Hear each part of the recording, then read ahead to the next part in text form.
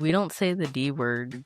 What is that? Devil? No, not that word, but we don't use the word divorce. I think even joking about it plants a seed, and that seed, if you water it a little bit with each fight, like that seed can grow. Proverbs 18:21 says the tongue has the power of life and death, and we get to choose the atmosphere of our marriage, and we get to use our words and speak into the atmosphere. I don't think people think or appreciate that your words just have so much value and so much weight. 40% of first-time marriages in the United States end in divorce. And that just shows that the devil's attacking marriage. And if he can get to your marriage, he can get to your children. Once you've gotten to the children, that really is shaping the next generation. Deacon and I talked about in church this last weekend is that the man is essentially the key and like the passageway to the family. She's mad at me, but it's because I can't read her mind. The only thing that could have made this better was to be able to read your mind. How am I going to marry you if you can't read my mind? Women, your man cannot read your mind. The sooner you understand that, the easier things get. He can't read my mind. I have to tell him what's wrong. If you read it and you read it wrong, then it's like, now I'm even more mad. So, not fair.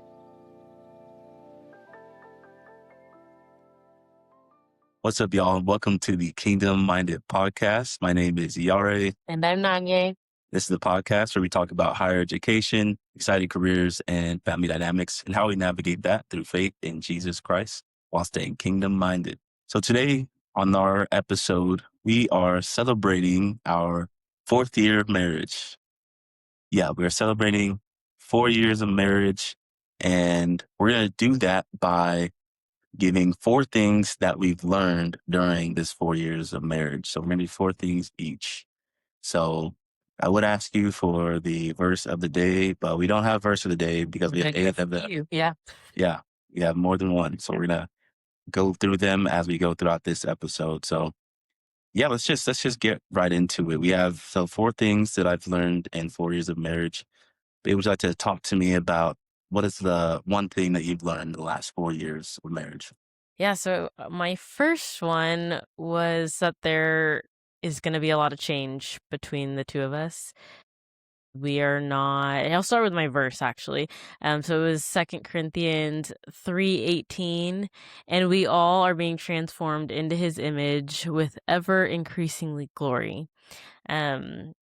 And that just speaks to the fact that we aren't the same people we were 4 years ago when we got married, and we won't be the same people 4 years from now. We've just navigated a lot of different seasons. We've both gone through grad school. We've now had a kid. We've built a house, had a second wedding. We've had added friends to our group, and we've just navigated different relationships, friendships. So there's a lot of change between us in our personal lives and then in our life, in our relationship together. Yeah, I like that. That's a good one. Yeah, so I'm done with my first one. What was your first one?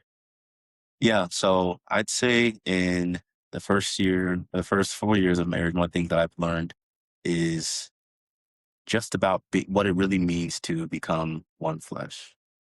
You know, the Bible talks about leaving your parents and becoming one flesh, but a lot of times you don't know what that means. Of course, it can mean a bunch of different things, but for me, I think about, joining our, finances, being one flesh in our responsibilities, our goals, even sharing family, sharing friends.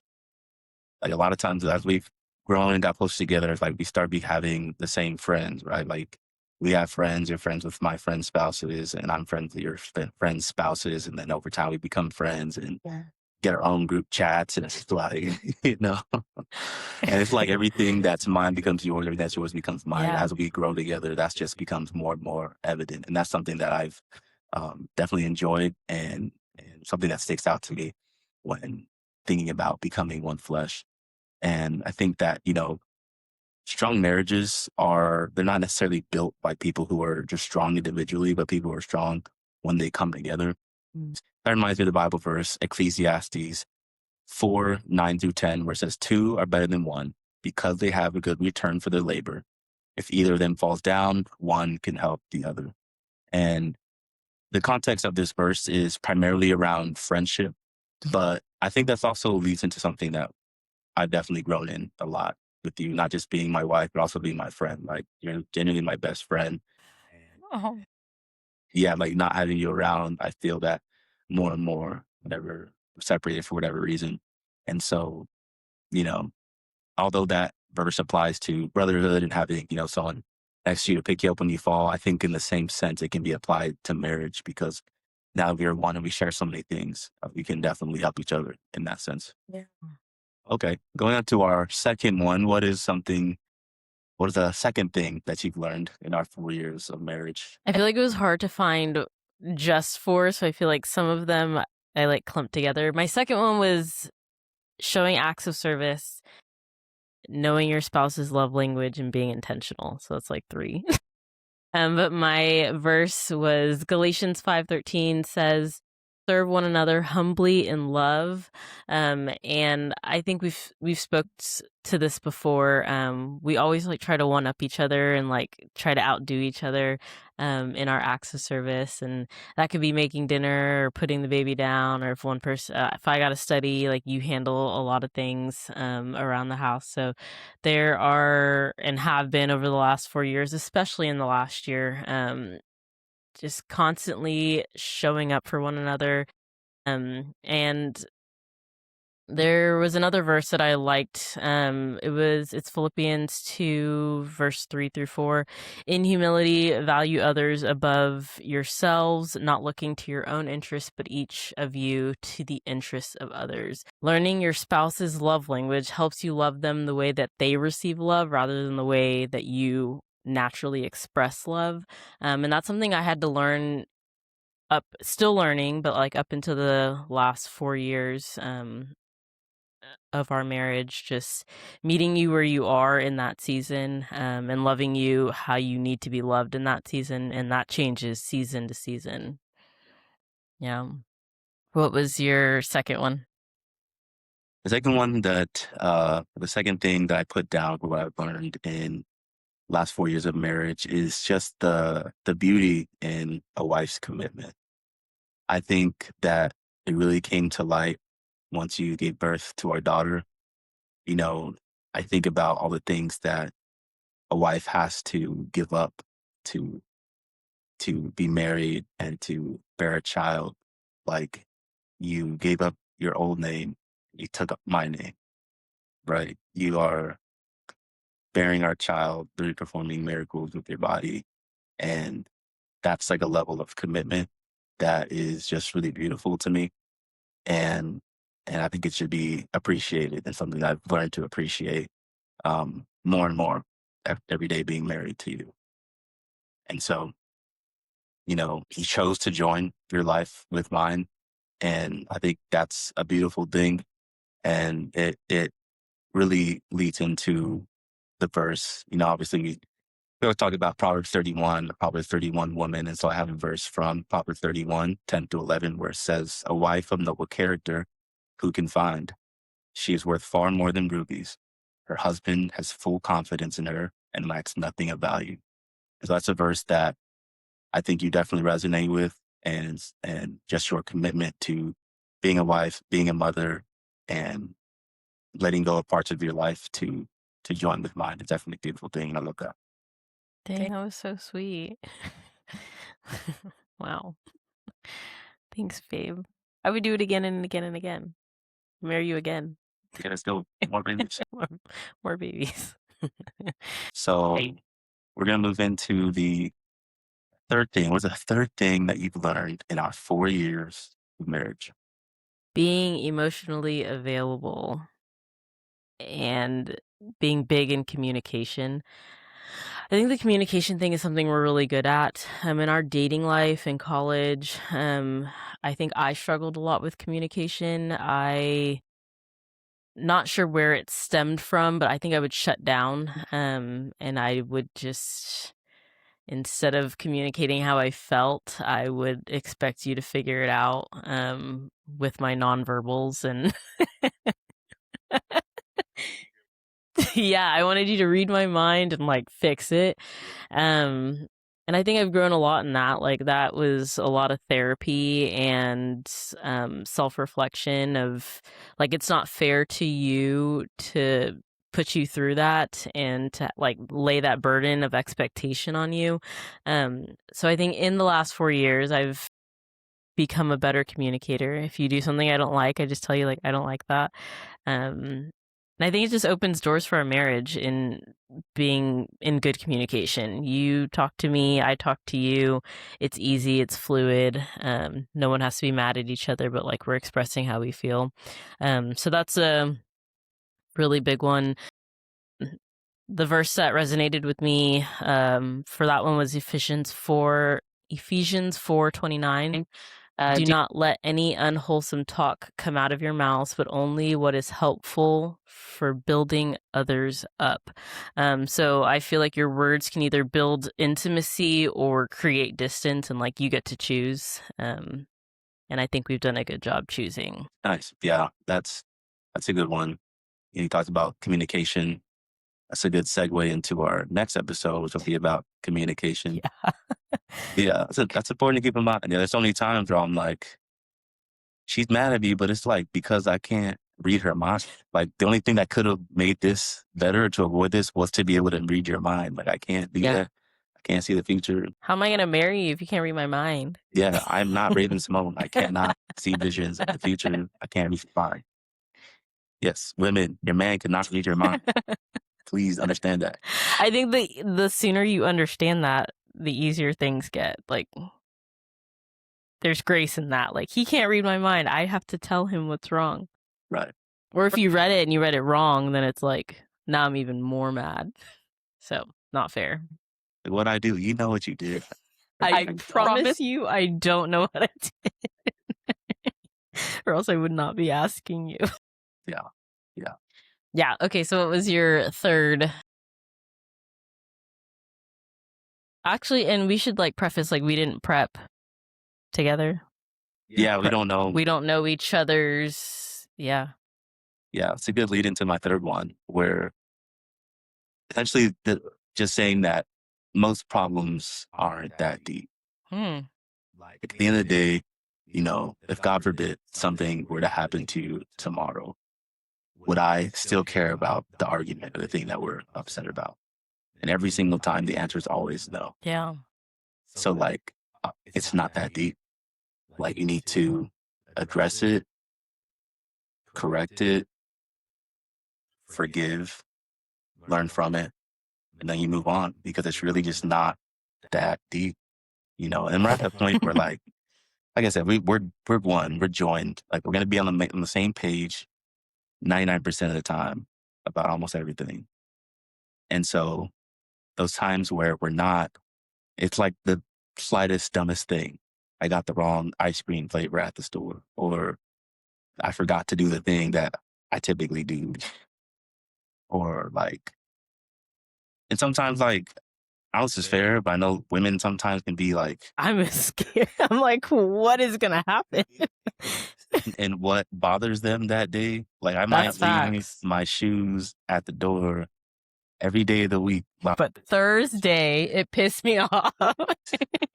What I tell you about leaving your shoes by the door? The baby gonna trip on them and eat them. Like I did that 2 weeks in a row. And it wasn't, Yeah. So it's like, yeah, I probably know that, but it's one of those things where like, maybe one day it was more than the others. And But recently it's been like, babe, if I see another spider, I'm gonna throw hands. Like, can you please spray the house? yeah, I spray the house. I take bugs in the house personally. So like that bothers me. Me too. It's just summer and like they're fighting for their lives to get in, so there's only so much you could do. They don't pay rent here. Like I cannot live with the bugs. Like I can't. And we live in like an area where I feel like the bugs are prominent. Like I can't do it. Yeah. Yeah. Working on it. But I had to communicate that. Yes. If your pest control don't come to my door, I'm turning you down every time. I do. He does his own pest control. Save you hundreds of dollars a year doing it. Yeah. It's a spider, every now and then. I got hurt nobody. Anyway, but there's a verse to that. And that verse is Ephesians 4, 2 through 3, where it says, "Be completely humble and gentle, be patient, bearing with one another in love. Make every effort to keep the unity of the Spirit through the bond of peace." And so I think that's something that we do a good job at, is just keeping the unity regardless of what our situation is. Even if we are going through it and we're going in public, like, we're gonna put on the unified front. We're never gonna, you know, tell Talk our down problems out on to yeah, family or talk talk down each down. other behind each other's back. Yeah. And because we see that, we see people who, when they're around, what about around the guys, or girls around the girls, and they just start talking about their husbands, and it's like, or their wives, it's like, I couldn't live. Yeah, that's Like, like if I felt that way, I'm not gonna come here and like, rule number 1 is, like, don't that's an absolute no. yeah.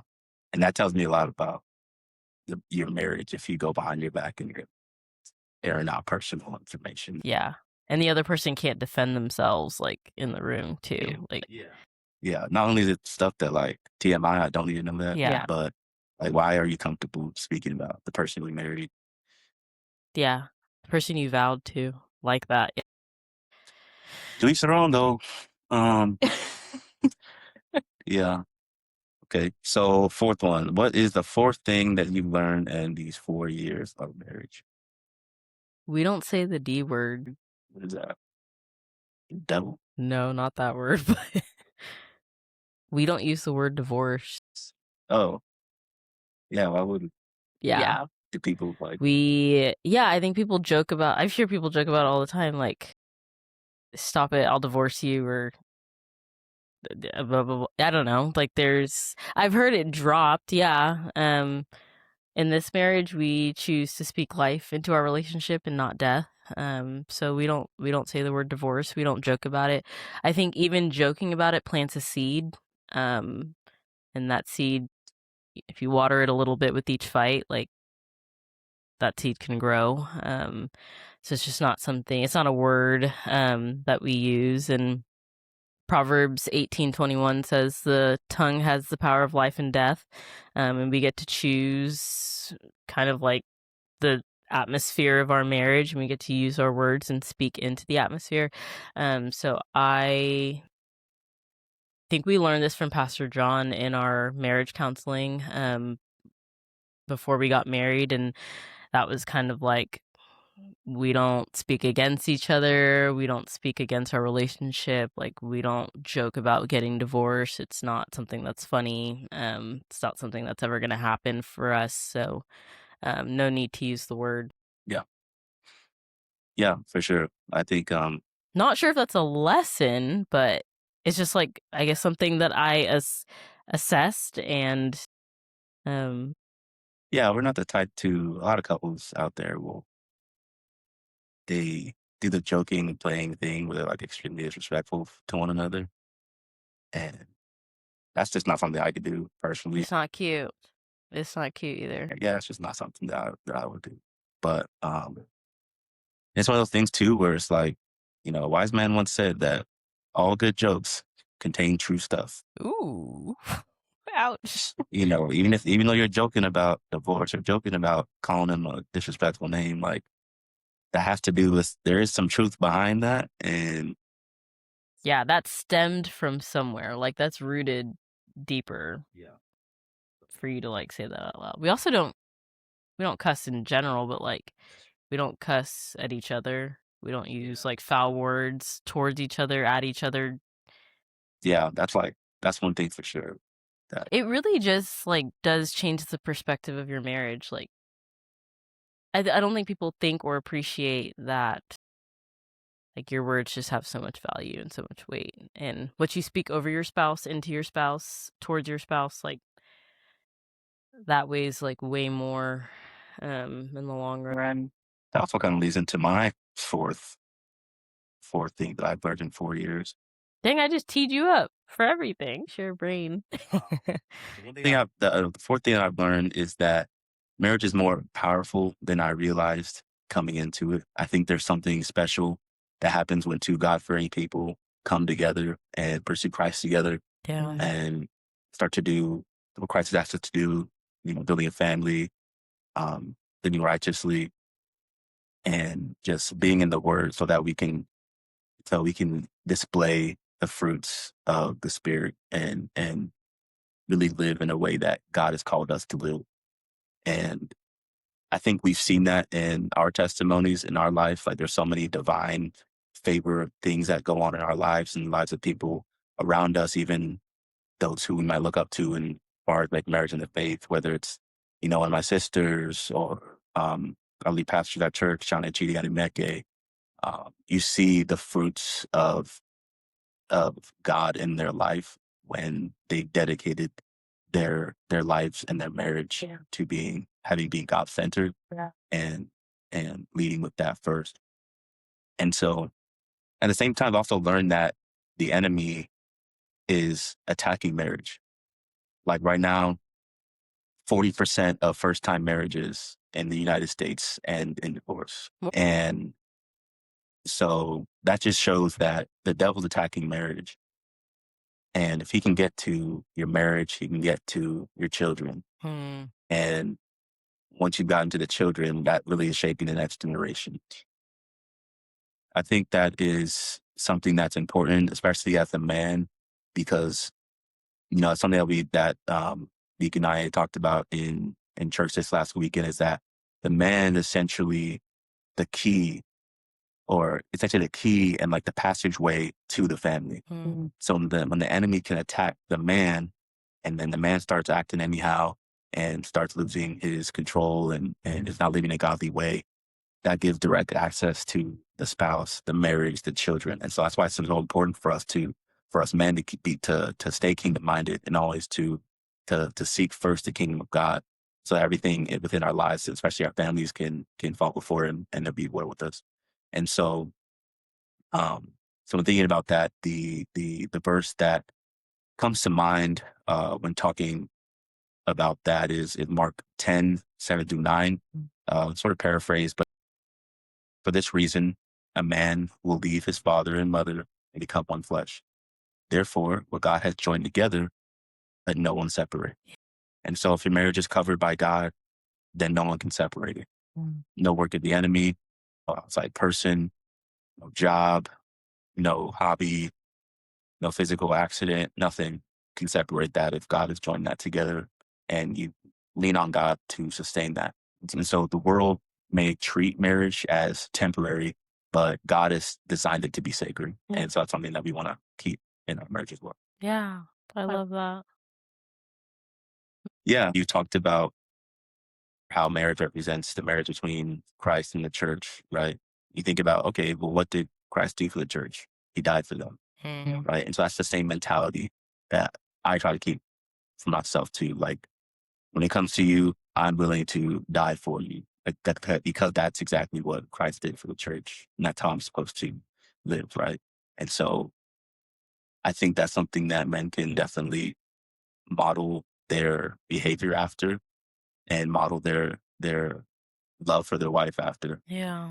If you're and a lot of times in the Bible, it tells you a whole bunch of things about how you should do and how you should act.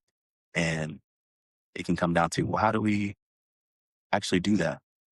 It's like if you don't feel like you would die for your wife, then you do not love her the way Christ asked us to. Right. And that's the ultimate sacrifice. So that means everything that is less than that falls under that category. So that means when she asks you to do something, making sure you make time to listen to her and to do that thing.